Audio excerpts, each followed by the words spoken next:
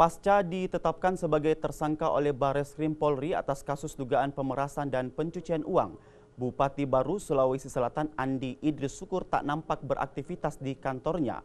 Suasana kantor pun terlihat sepi. Sementara Kapolres Baru mengaku belum mendapatkan surat resmi dari Bareskrim atas penetapan status tersangka Bupati tersebut. Seperti inilah suasana kantor sekretariat Kabupaten Baru Sulawesi Selatan. Aktivitas pegawai di kantor ini tidak seperti biasanya. Sang Bupati Andi Idris Syukur yang telah ditetapkan sebagai tersangka oleh Bareskrim Polri sejak Senin 14 Juli kemarin tidak terlihat di ruang kerjanya. Staf dan pejabat di kantor Bupati ini pun terkesan bermalas-malasan. Sejumlah ruangan pejabat atau kepala SKPD kosong dan sepi dari aktivitas. Diduga kondisi ini terjadi lantaran Bupati telah ditetapkan sebagai tersangka. Sejumlah staf dan pegawai di kantor ini mengaku tidak percaya atas penetapan pimpinannya itu sebagai tersangka kasus dugaan pemerasan dan pencucian uang.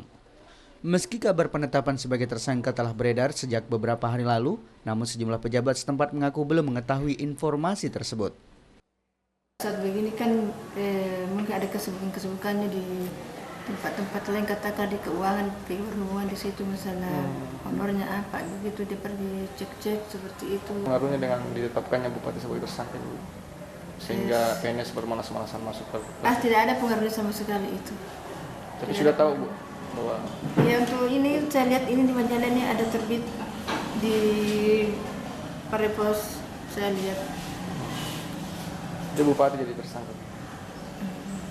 Sementara itu Kapolres Baru AKBP Minarto mengaku belum ada surat resmi dari pihak Mabes Polri atas penetapan Bupati Baru sebagai tersangka.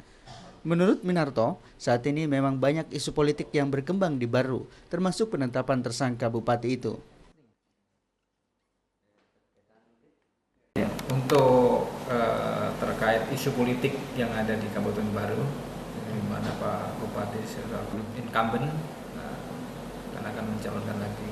Dan ini memang ada isu politik yang di berita, saya juga sudah dengar berita, baca, ditetapkan dijadikan tersangka. Namun secara resmi memang saya belum mengetahui, karena kan kalau di kepolisian itu jadi tersangka itu sudah ada surat panggilan sebagai tersangka. Saya belum bisa memastikan karena belum melihat ada itu. Belum ada surat dari Mabes, Pak? Iya, surat panggilan tersangka itu. Seperti yang diberitakan media, Andi Idris Syukur ditetapkan sebagai tersangka atas kasus dugaan pemerasan terhadap sejumlah perusahaan yang memakai fasilitas pelabuhan Garongkong dan dugaan gratifikasi atas pencairan dana pembangunan rumah toko dan pasar berupa satu mobil Toyota Alphard. Hairul Marzuki, V-Channel.